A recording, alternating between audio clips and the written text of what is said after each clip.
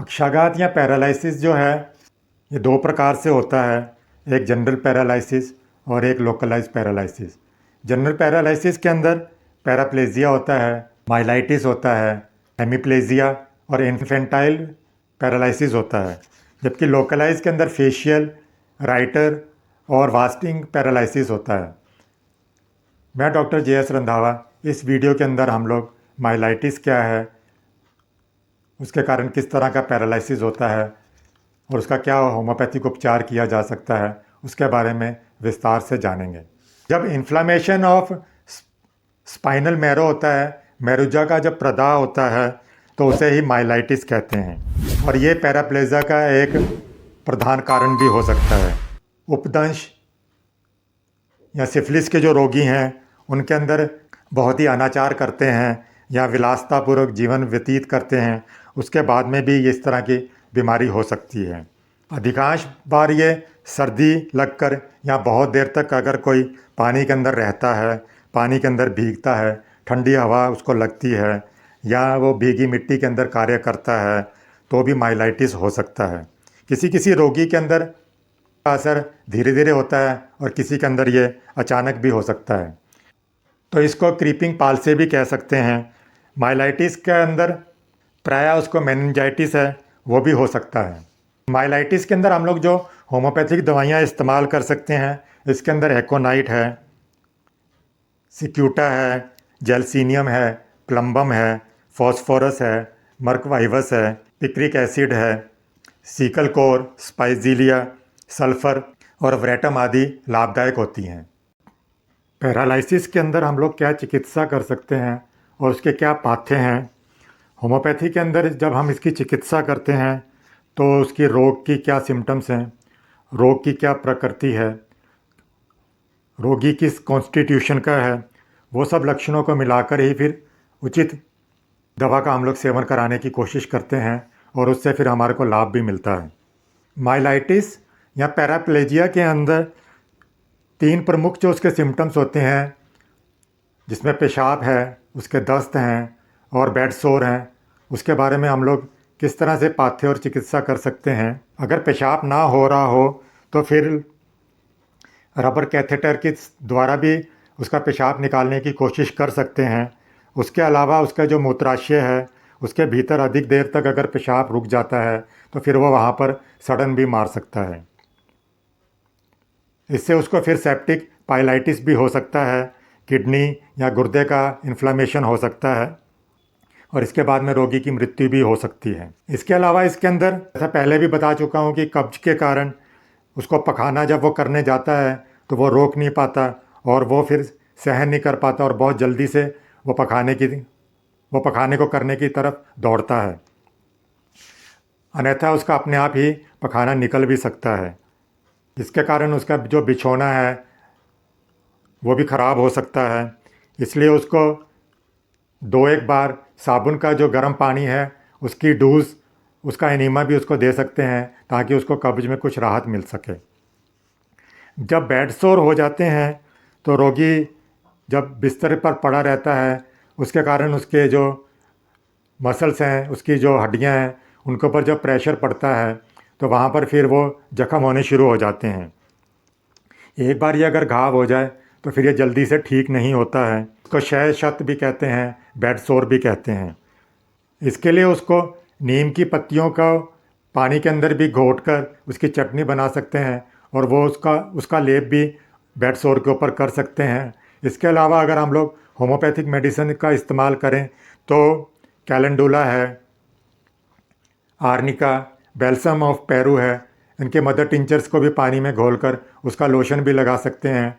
लेकिन घाव को सबसे पहले स्पिरिट के साथ में या डिटॉल के साथ में साफ़ कर लें और उसके बाद में ही ये लोशन या नीम का लेप लगाएं। बेड सोर को रोकने के लिए भी हम लोग उपाय कर सकते हैं, क्योंकि वो लगातार बेड पर पड़ा रहता है, उसके कारण उसके जो मसल्स हैं वहाँ पर जब प्रेशर पड़ता है तो वहाँ पर हम लोग रुई रख सकते हैं, रुई को गोल रख सकते हैं ताकि जो बीच वाला हिस्सा है जहाँ पर प्रेशर पड़ता है उस जगह पर प्रेशर कम पड़े, तो उसको आगे जो बेड सोर होंगे वो थोड़े कम हो जाएंगे और जो पुराने हैं उनका भी घाव जल्दी से भरना शुरू हो जाएगा।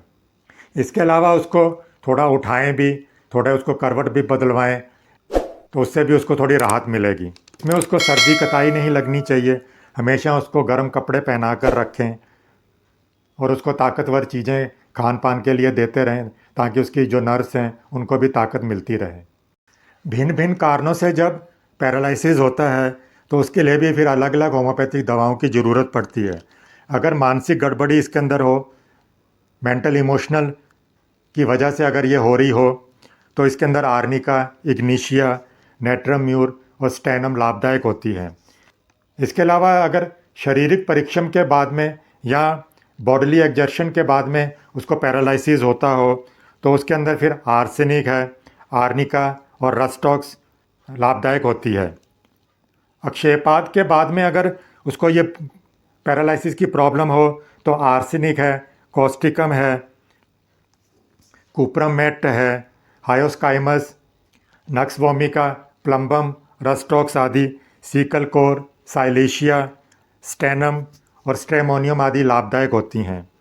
एपिलेप्सी के बाद में अगर उसको पैरालिसिस की प्रॉब्लम हो रही है, तो फिर आर्निका है, एनाकार्डियम है, ब्रेटाकार्ब है, causticum, cuprum, lachesis, nux vomica, plumbum, secale cor, stannum, stramonium, zinc आदि उसको दे सकते हैं। अगर सर्दी लगकर उसको पैरालिसिस हुआ है, तो आर्निका, कॉस्टिकम, कॉल्चिकम, डल्कामारा, मर्कसोल और रस्टॉक्स लाभदायक होती हैं। पानी में अगर वो भीग जाए उसके बाद में अगर उसको पैरालिसिस हो, तो कॉस्टिकम, नक्स वोमिका और रस्टॉक्स कारगर हैं। अगर उसको पसीना आ रहा है, वो अचानक बंद हो जाए, तो उसके बाद में अगर उसको पैरालिसिस हो, तो कॉल्चिकम। अगर उसका शुक्र क्षय हो, स्पर्म्स डिस्ट्रक्शन हो, वो बहुत ज़्यादा हस्तमैथुन करता हो, उसके बाद में अगर उसको पैरालिसिस हो जाए, तो China, cocculus, ferrum phos, natrum mur, nux vomica और सल्फर आदि लाभदायक होती हैं। अगर वात जनित पैरालिसिस हुआ है उसको, तो arnica, ब्राइटाकार्प, कैंथ्रिस, Causticum, China, cocculus, फेरमफॉस, जेल्सीनियम, lycopodium, रूटा, सल्फर और एंटिमटाट लाभदायक होती है। सवीराम फीवर के बाद में उसको अगर पैरालिसिस हो, तो फिर arnica, arsenic, lachesis, natrum mur, nux vomica और रस्टॉक्स लाभदायक होती हैं। टाइफाइड के बाद में अगर उसको पैरालिसिस हो, तो फिर कोकुलस है, कुप्रम मेट है, नक्स वोमिका, रस्टॉक्स, सल्फर लाभदायक होती है। डिप्थीरिया के बाद में अगर उसको प्रॉब्लम हो, तो आर्सेनिक, जेल्सीनियम, लेकेसिस और नेट्रम म्यूर लाभदायक होती है। हैज़ा या कॉलरा के बाद में अगर पैरालिसिस हो, तो कुप्रम है, सीकल कोर है, सल्फर, व्रेटम आदि लाभदायक होती हैं। अगर उसको कोई स्किन प्रॉब्लम हो और उसके जो इरप्शंस हैं, उद्वेग हैं, वो बैठ जाएं, या कोई ऑइंटमेंट या एलोपैथी मेडिसिन के बाद में वो दब जाएं, उसके बाद में अगर उसको पैरालिसिस हो, तो कॉस्टिकम, हिपरसल्फ और सल्फर आदि लाभदायक होती हैं। आर्सेनिक की पॉइजनिंग के बाद में अगर उसको प्रॉब्लम हो, तो फिर कुप्रम है, ओपियम है और प्लेटिना आदि लाभदायक होती हैं। पारद या मरकरी के बाद में उसकी पॉइजनिंग के बाद में उसको अगर पैरालिसिस हो, तो हिपरसल्फ है, नाइट्रिक एसिड, एफिस गैरिया, एमोनियम सल्फ आदि लाभदायक होती हैं।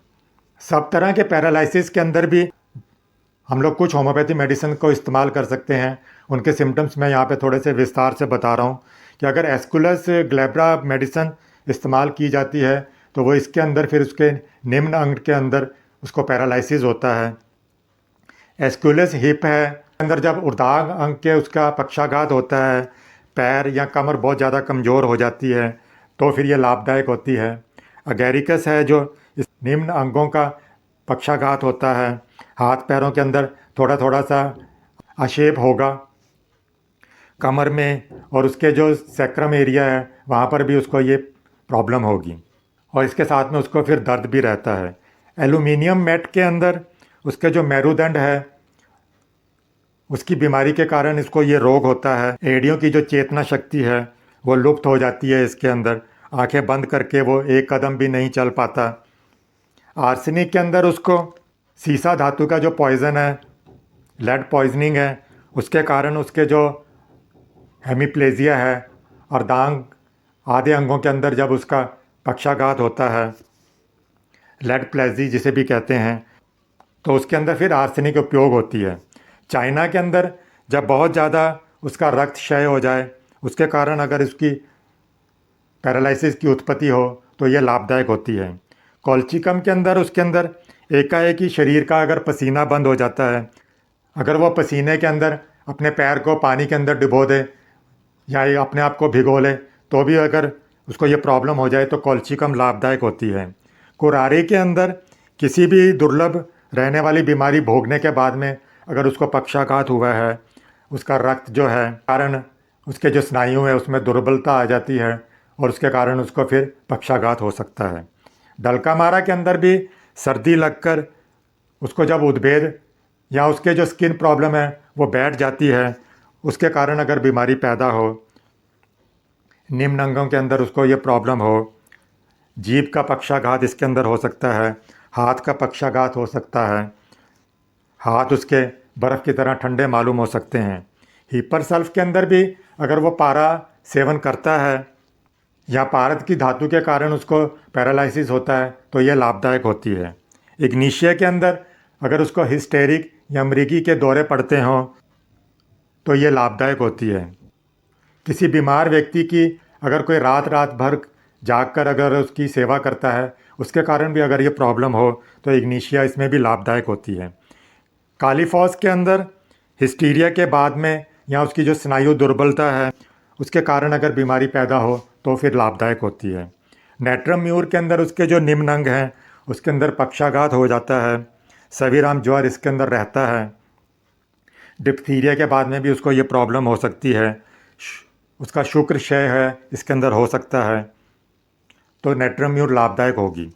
ओपियम के अंदर शराबी या जो वृद्ध बुजुर्ग लोग हैं उनकी अगर ये बीमारी हो, पखाना पेशाब उसका बंद हो गया हो, तो ये लाभदायक होती है। ऑक्जेलिक एसिड के अंदर जब उसके स्पाइनल कॉर्ड के अंदर इन्फ्लामेशन होता है, उसके कारण उसके जो अंग प्रत्यंग है वो कड़े हो जाते हैं, बीच बीच में रोगी को ऐसा मालूम होता है कि जैसे उसका दम घुट रहा हो। साइलेशिया के अंदर उसके बाएं हाथ का पक्षाघात होता है, उंगलियां उसकी सुन्न हो सकती हैं। पैर के अंदर भी पक्षाघात हो सकता है, रोग के जो उपसर्ग हैं सुबह के समय में बढ़ जाते हैं, माथा इसके अंदर भारी हो सकता है, कान के भीतर आवाज़ भी आ सकती है। सल्फ़र के अंदर कोई भी उद्वेग है, इरप्शन है, स्किन की प्रॉब्लम है, वो अगर ऑइंटमेंट्स या एलोपैथी दवाइयों से दब जाए, उसके बाद में फिर अगर रोग की उत्पत्ति हो तो फिर और किसी भी दवा से अगर लाभ ना हो तो सल्फ़र का प्रयोग किया जा सकता है। यहाँ पर मैंने जो भी होम्योपैथिक दवाइयाँ बताई हैं वो किसी योग्य होम्योपैथिक चिकित्सक की सलाह पर ही लें। अगर आपको ये वीडियो अच्छा लगा हो तो इसे लाइक कीजिएगा, इस चैनल को सब्सक्राइब कीजिएगा और बेल आइकॉन को भी ऑन करें ताकि जब भी कोई नया वीडियो आए तो आपको मिस ना हो।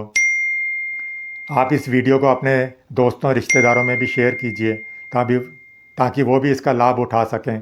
अगर आपको कोई सुझाव हो या कोई प्रश्न हो तो आप कमेंट में लिख सकते हैं, मैं उसका उत्तर या उसका जवाब देने की पूरी कोशिश करूँगा। इस वीडियो के अंदर इतना ही। मिले हैं अगले वीडियो के अंदर किसी नई रोचक जानकारी के साथ। तब तक खुश रहें,